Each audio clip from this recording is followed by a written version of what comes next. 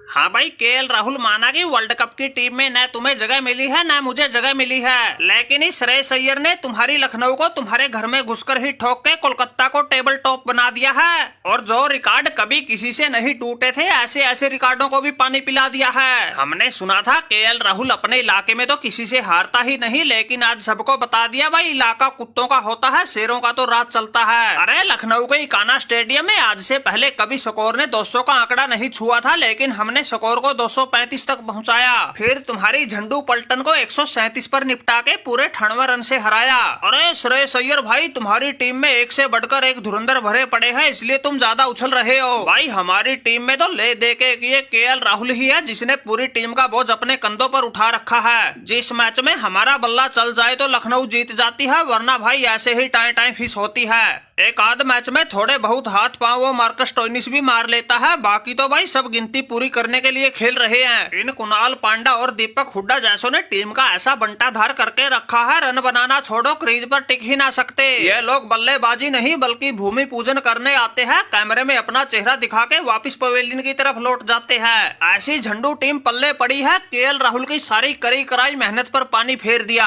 अरे अय्यर भाई, तुम्हारी कलकत्ता में तो वो नारायण और रसल दो काली शक्तियां ही किसी के काबू न आए। वो दोनों तो ऐसे टोपीबाज है, अकेले के दम पे मैच जितवा लाए। उस सुनील नारायण का तो कहना ही क्या, ऐसा लगता है वो तो पर्पल कैप हो या ऑरेंज कैप, अकेला ही दोनों पर कब्जा कर लेगा। अरे केएल राहुल भाई, तुम्हारा दुखड़ा सुन के तो हमारा भी कच्चा मन हो गया। तुम्हारा दुख तो बड़ा भयानक है, लेकिन मुझे तो भाई एक बात न समझ आ रही, तुम्हारी इतनी झंडू टीम होने के बाद भी तीसरे नंबर तक पहुँच कैसे गई थी। अरे पूरी लखनऊ में एक तुम ही भरोसे लायक हो, बाकी थोड़ी बहुत उम्मीद पूर्ण और स्टोइनिस से की जा सकती है। बाकी सब तो ऐसे नमूने इकट्ठे कर रखे हैं, किसी को बल्ला चलाना छोड़ो, ठीक से बल्ला पकड़ना भी नहीं आता। ये पंजाब भी अपने आप को बड़ा 30 मार खां समझ रही थी, कह रही थी चेन्नई से तो हम चुटकियों में जीत जाएंगे। हालांकि इन्होंने पिछले कई मैचों में ऐसा करके भी दिखाया, लेकिन इस मैच में तो चेन्नई ने इनसे बिल्कुल सूद समेत हिसाब किताब चुकाया। वो मैदान था हिमाचल का धर्मशाला, जहाँ हमने इनका ऐसा बैंड बजा डाला, इनको 28 रन से हरा दिया, चेन्नई को पॉइंट टेबल में तीसरे नंबर पर पहुंचा दिया।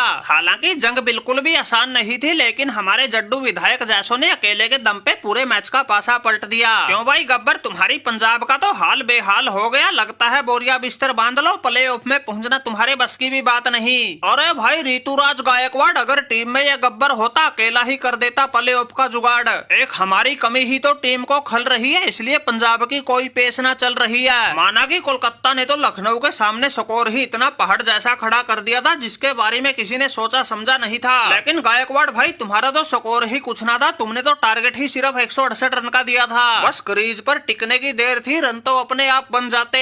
लेकिन हमारा तो मैनेजमेंट के साथ कुछ ऐसा पेंच फंसा हुआ है, जिसका खामियाजा ये पंजाब की टीम भुगत रही है। अगर गब्बर खेल रहा होता, ये पंजाब की टीम पॉइंट टेबल में 8वें की बजाय टॉप 4 में होती, और हैदराबाद की मालकिन काव्या मारन की तरह हमारी मालकिन प्रीति जंटा भी खुशी के मारे उछल रही होती। अरे गब्बर भाई, इसमें तुम्हारा कसूर ना है, तुम्हारी तरह पॉइंट टेबल में टॉप 4 में आने के सपने तो बहुत देख रहे हैं, लेकिन अगर सपने देखने से प्ले ऑफ में पहुंचा जाता तो वो छपरी पांडा पॉइंट टेबल में सबसे ऊपर होता। लेकिन वहां पहुंचने के लिए तो भाई एडी चोटी का जोर लगाना पड़ता है, दमखम दिखाना पड़ता है, और टीम के कप्तान को अपनी सूझबूझ से कुछ सिस्टम घुमाना पड़ता है, तब जाकर बात बनती है, वरना ऐसे सपने देखने से किसी की दाल नहीं गलती है। और मुझे तो लगता है फैसला हो ही गया, पहले पर कोलकाता है, दूसरे पर राजस्थान, तीसरे पे चेन्नई, चौथे पर हैदराबाद। ये 4 टीमें ही क्वालिफाई करेंगी, बाकी सब तो हाथ पांव मार के यहीं रह जाएंगी। अरे अय्यर भाई, माना कि तुम इस केएल राहुल को लपेट के पॉइंट टेबल में पहले स्थान पर पहुंच गए हो, लेकिन उस पहले नंबर पर ज्यादा देर तक नहीं टिकोगे, तब तक वहां हो जब तक संजू का कोई मैच ना है। मुझे तो लगता है वो अगले ही मैच में दिल्ली को पानी पिला के तुमसे तो तुम्हारा पहला स्थान छीन ही लेगा, क्योंकि भाई उससे निपटना किसी के बस की बात नहीं, उसे तो बस ये गायकवाड़ ही टक्कर देगा। वैसे गायकवाड़ भाई, मुंगेरी लाल की तरह हसीन सपने देखना अच्छी बात है, लेकिन ये तो समय ही बताएगा कौन किसको टक्कर देगा। अय्यर की पलटन इतनी तगड़ी फॉर्म में चल रही है, जिसके दम पर ये सभी को आड़े हाथों लेगा।